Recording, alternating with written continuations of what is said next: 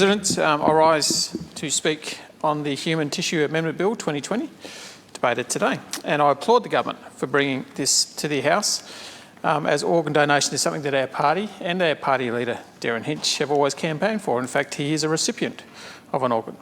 And I myself am also an organ donor. I'll start from the outset by saying that I would personally like to see an opt-out system where everyone is an organ donor by default, but can be removed just as easily as currently as is opt-in. There are 101 questions and details that we need to be dealt with, obviously, before this idea could come to fruition. But I think it's something worth thinking about. Only 1 in 5 Victorians have registered their organ donation wishes. In my eyes, this is shamefully low. In 2017, 465 organs were donated to save lives of 385 recipients. Victoria was the best performing state that year with these figures, which is fantastic. But we're really here to talk about something that isn't usually discussed when talking about organ donation, and that's the associated procedures that need to take place when organ donation is necessary. A person declared medically deceased doesn't just have their organs extracted without certain processes and procedures being conducted first. Now, I'm not a doctor, but from what I've discovered through research in this bill, is that there are 2 types that you can be declared dead: cardiac death and brain death. And this is very morbid, but it's important in the debate. Brain death can occur when blood is still pumping around the body, which means the organs are usually being kept alive, and family can take their time to say goodbye without inhibiting the viability of the organs too much. Conversely, with cardiac death, due to the limited blood supply, organs can be unviable quite quickly, and the reason behind the urgency to obtain consent from the deceased family members. With the latter, it is important that for organ donation to occur, blood samples are taken in some circumstances as part of the process, and in others, for medications to be given to increase donation viability as well. And it needs to be done with urgency. This bill addresses an issue here where the Medical Treatment Decision Makers Act definition of medical treatment was interpreted narrowly so as to exclude ante-mortem procedures.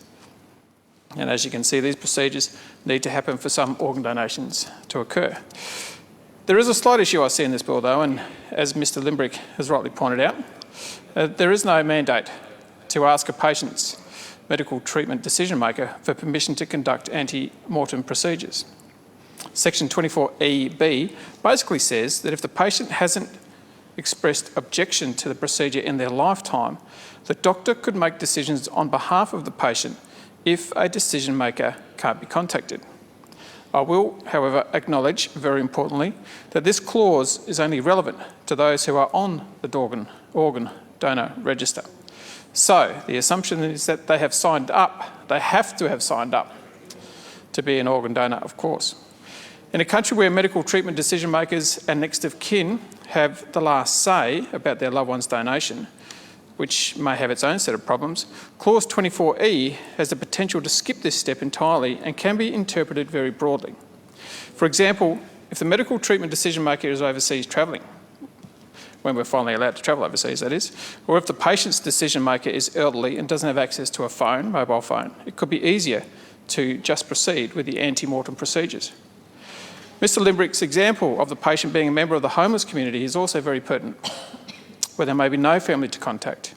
In these instances, I'll make the point that it's imperative that future material in the organ donation opt-in process shows prospective donors exactly what could be involved, including ante-mortem procedures. But again, and the reason that we won't be supporting the LDP amendment today is that consent has been given by this individual in their life to sign up as an organ donor via the registry.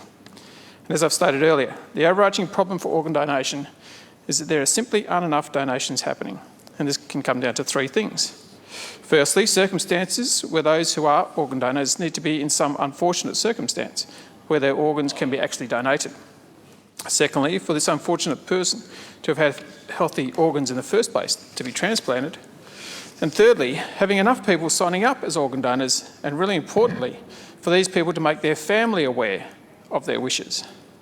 And this is quite simply our point of view, that if your medical treatment decision maker can't be contacted, shouldn't your wishes as a person who has signed up to be an organ donor be taken into consideration above all? Currently, in this situation, the patient would be unable to commence ante-mortem procedures and their organs would be unviable. even if you signed up yourself to be on the organ donor registry. This view is on the proviso, though, that every channel possible is exhausted in trying to contact family and next of kin before decisions are made.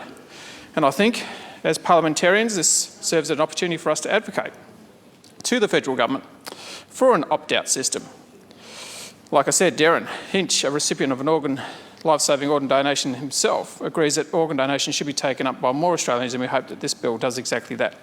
In summary, we will be voting for this bill, but we preface this on every effort being made on medical professionals to contact medical treatment decision makers to conduct ante-mortem procedures. And Victorians would expect this to be the case as well. I commend the bill to the House.